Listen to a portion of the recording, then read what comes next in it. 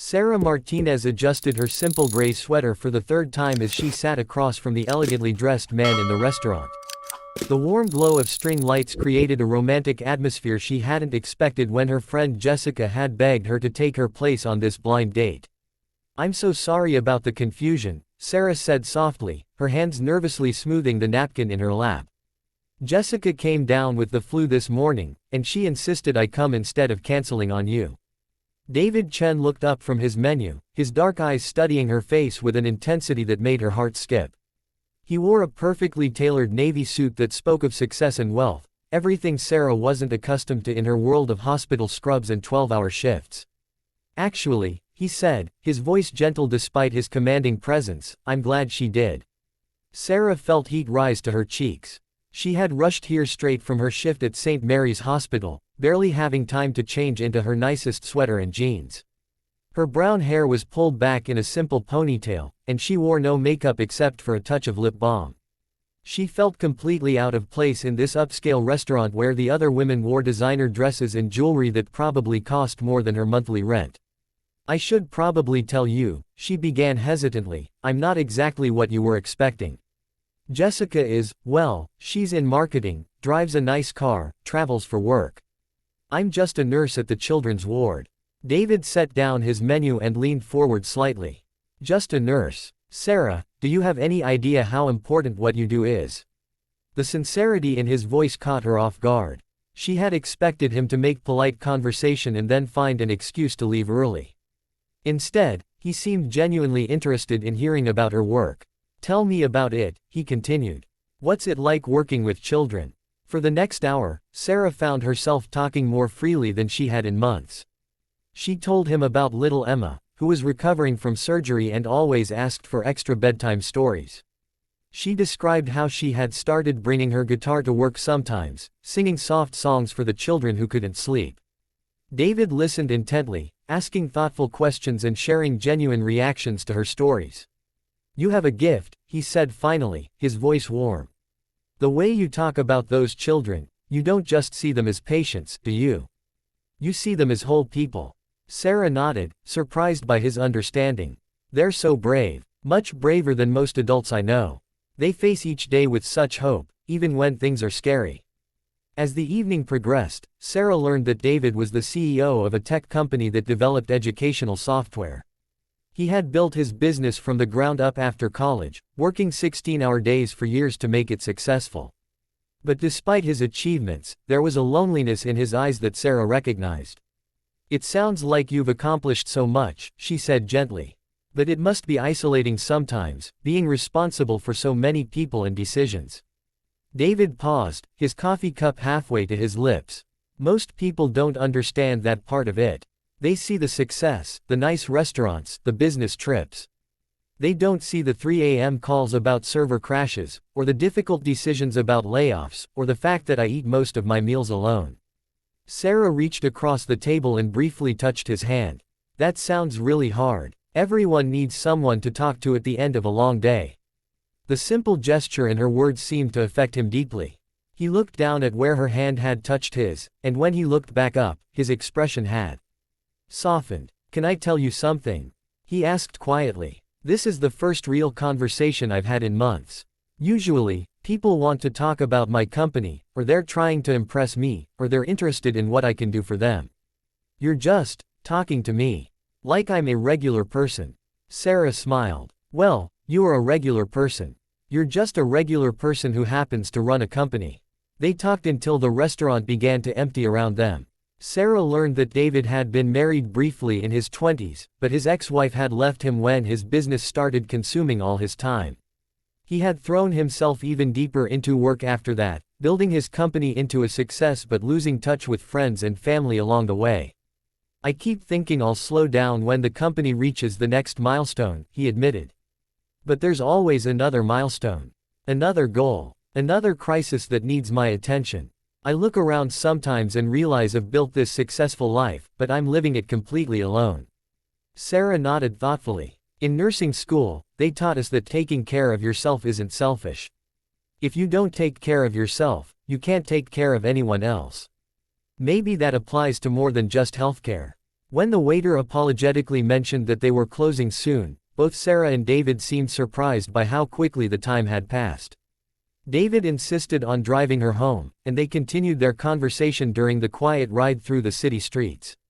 "This might sound forward," David said as he pulled up to Sarah's modest apartment building, "but would you like to have dinner again? Tomorrow. I know a quiet little place that makes incredible pasta." Sarah hesitated. She had enjoyed the evening more than she had expected, but she was also realistic about their different worlds. "David, I had a wonderful time tonight, but I'm not sure we're looking for the same things. I'm not really a fancy restaurant and designer dress kind of person. I work long hours, I live in a tiny apartment, and most nights I'm happy with takeout and a movie." David turned off the engine and faced her fully. "Sarah, I spent 3 hours tonight talking to someone who listened to me, really listened, without wanting anything from me. Someone who talked about her work with such passion that it made me remember why I started my company in the first place. Someone who made me laugh and think and feel less alone than I have in years. Do you really think I care about fancy restaurants and designer dresses?" The vulnerability in his voice touched something deep in Sarah's heart. She had seen that same loneliness in her own mirror on countless nights when she came home to her empty apartment after difficult shifts at the hospital. "Okay," she said softly. "Tomorrow. But somewhere casual. I'm working a double shift, and I'll probably be exhausted." David's face lit up with a smile that transformed his entire appearance. "How about that little diner on 5th Street? I hear they have the best pie in the city." "You know about the diner on 5th Street?" Sarah asked, surprised. "I drive past it every morning on my way to work. I've always wanted to stop in, but I never had a reason to. Now I do." Over the following weeks, Sarah and David continued to meet. Sometimes it was for dinner at the little diner, where David discovered he loved their simple comfort food more than any 5-star meal. Other times, Sarah would meet him after work, and they would walk through the park near the hospital, talking about their days. Sarah watched David slowly begin to change. He started leaving work at reasonable hours to spend time with her. He began asking more questions about her patients and her work, and she could see him genuinely caring about children he had never met. In return, David helped Sarah see that her dreams mattered too. When she mentioned wanting to go back to school to become a pediatric nurse practitioner, he encouraged her to apply for programs and offered to help her with applications. "You're different than you were that first night," Sarah observed one evening as they sat on a bench overlooking the city lights. "More relaxed. Happier." David took her hand in his. "I am happier. For the first time in years, I have something to look forward to besides work.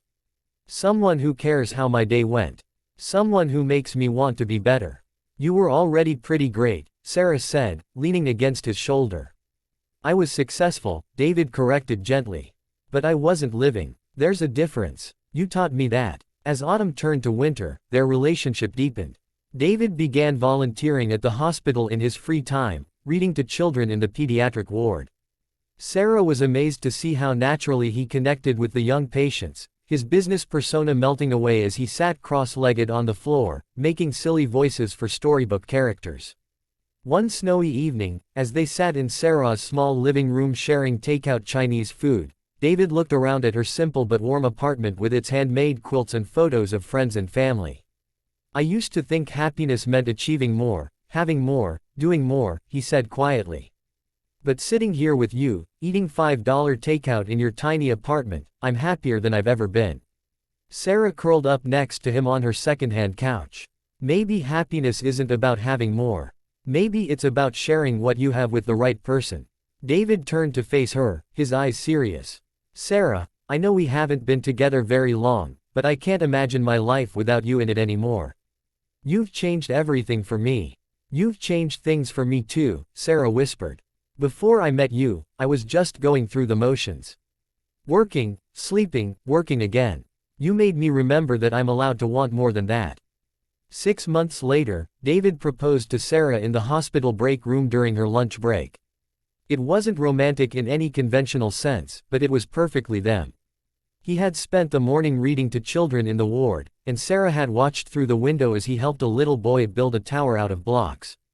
"Marry me," he said simply as she unwrapped her sandwich. "I don't want to spend another day without knowing you'll be coming home to me." Sarah looked at this man who had learned to find joy in simple moments, who had discovered that success meant nothing without someone to share it with. She thought about how he had supported her dreams, how he had learned to slow down and appreciate the small things, how he had become not just her partner but her best friend. "Yes," she said, throwing her arms around him. "But I have one condition." "Anything," David said, holding her tight. "We're having the wedding reception at the diner on 5th Street. David laughed, spinning her around the small break room. Perfect. Absolutely perfect. As they held each other in that humble hospital break room, both Sarah and David knew they had found something more valuable than either of them had been looking for. They had found a love built on understanding, acceptance, and the recognition that the best things in life aren't the ones that look impressive from the outside, but the ones that feel like home from the inside. Sometimes the most unexpected connections turn out to be exactly what our hearts have been searching for all along.